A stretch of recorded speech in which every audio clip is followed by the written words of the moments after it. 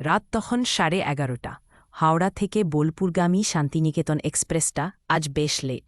AC চেয়ারকারের C2 জানলার ধারে সিটে বসে আছে অর্ক। কামরার আলো নেভানো, শুধু নীলচে নাইট ল্যাম্প চলছে। অর্কের কানে হেডফোন, সে গান শুনছিল। বাইরে ঘুটঘুটে অন্ধকার। ট্রেনের জানলার কাঁচটা এখন আয়নার মতো কাজ করছে। অর্ক অলসভাবে জানলার কাছে নিজের প্রতিবিম্ব দেখছিল। হঠাৎ তার চোখ কেলে কাঁচে ফুটে ওঠা তার ঠিক পেছনের সিটটার দিকে। প্রতিবিম্বে দেখা যাচ্ছে তার পেছনের সিটে এক মাঝবয়সী ভদ্রলোক বসে আছেন।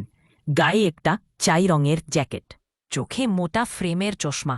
ভদ্রলোক এক দৃষ্টে অর্কের দিকেই তাকিয়ে আছেন। অর্ক ভাবল, হয়তো তার সিটটা পেছনে হেলানোতে ভদ্রলোকের অসুবিধা হচ্ছে। সে ভদ্রতার খাতিরে সোজা হয়ে বসল এবং পেছনে ঘুরে তাকাল। সরি দাদা, আপনার কি অসুবিধে? অর্ক কথা শেষ করতে পারল না। তার পেছনের সিটটা সম্পূর্ণ ফাঁকা, সেখানে কেউ নেই। এমনকি তার পরের দুটো সিটও ফাঁকা।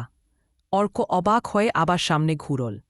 হয়তো মনের ভুল, কিন্তু জান্নার দিকে তাকাতেই তার বুকের রক্ত হিম হয়ে গেল। কাছে এখনও দেখা যাচ্ছে সেই ভদ্রলোক ঠিক অর্কর পেছনের সিটেই বসে আছেন, এবং এবার তিনি মুচকি হাসছেন। অর্ক ভালো করে চোখ রগড়ে নিল। পেছনে তাকালে সব ফাঁকা, কিন্তু জানলার কাছে তাকালেই সেই লোকটা বসে আছে। অর্কর গলা শুকিয়ে গেল।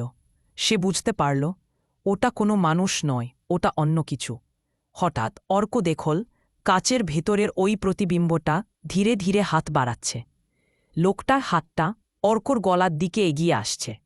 অর্ক নিজের শরীরে কিছু অনুভব করছে না, কিন্তু কাচে দেখছে লোকটার হাত তার কাঁধের ওপর রাখা। এবার লোকটা অর্কর কানের কাছে মুখ নিয়ে এল। অর্কর কাঁচের ভেতর দিয়ে স্পষ্ট দেখল লোকটার থোপ নড়ছে। হেডফোন থাকা সত্ত্বেও একটা ফিসফিসানি শব্দ অর্কর মগজে সরাসরি আঘাত করল। আমার সিটটা ছেড়ে উঠে যা, আমার সময় হয়ে গেছে। অর্কর চিৎকে সিট ছেড়ে উঠে দাঁড়ল। তার চিৎকারে ট্রেনের অন্য যাত্রীরা ঘুম ভেঙে চমকে উঠল। টিটি দৌড়ে এলেন। কি হলো স্যার, চেঁচালেন কেন? অর্কর কাঁপতে কাঁপতে জানলার দিকে আঙুল দেখাল, কিন্তু এখন কাছে আর কিছু নেই, শুধু অর্কর নিজের ভয়র্ত মুখটাই দেখা যাচ্ছে। টিটি অর্কর অবস্থা দেখে তাকে একটু জল খাওয়ালেন।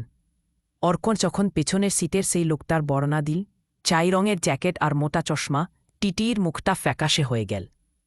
ইনি নিচু গলায় বললেন, স্যার, আপনি কি শীত বাদলাতে চান? গত সপ্তাহে ঠিক ওই পেছনের সিটে এক ভদ্রলোক হার্ট অ্যাটাকে মারা গিয়েছিলেন। ওনার পরনে চাই রঙের জ্যাকেটই ছিল। বডিটা বোলপুর স্টেশনে নামানো হয়েছিল। অর্ক আর এক মুহূর্ত দেরি না করে ব্যাগ নিয়ে দরজার কাছে গিয়ে দাঁড়াল। বাকি রাস্তাটা সে দাঁড়িয়েই গেল, কিন্তু ট্রেন থেকে নামার সময় জানলার দিকে তাকাতেই সে আবার দেখল সেই ফাঁকা সিটে চাই রঙের জ্যাকেট পরা লোকটা বসে হাত নাড়ছে, আর তার মুখে সেই হাড়হিম করা হাসি।